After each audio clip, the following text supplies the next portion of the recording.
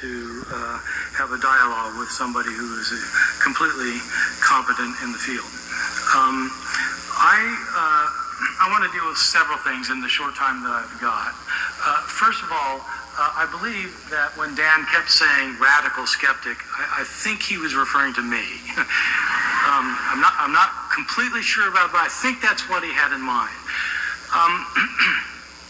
The term radical refers to a radical view is a view that is so extreme that very few people hold it.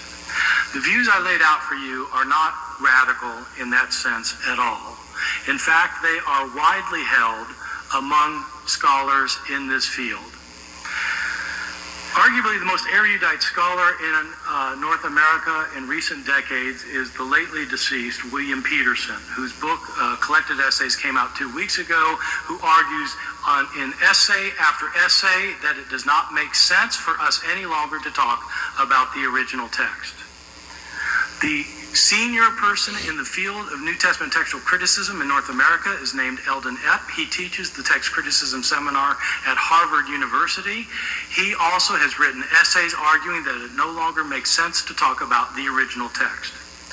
The chair of the New Testament textual criticism section of the National Society of Biblical Literature meeting is Anne-Marie Lyendijk, who is a professor of religion at Princeton University.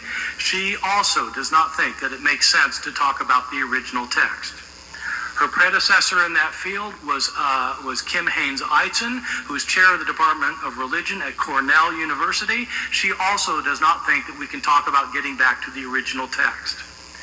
The leading scholar in the field in the English-speaking world is David Parker, who teaches at the University of Birmingham in England. He's written an entire book arguing that you cannot get back to the original text and it doesn't make sense to talk about the original text. These are not extreme views. These are the views of the leading scholars in the English-speaking world. What about Dan's comments?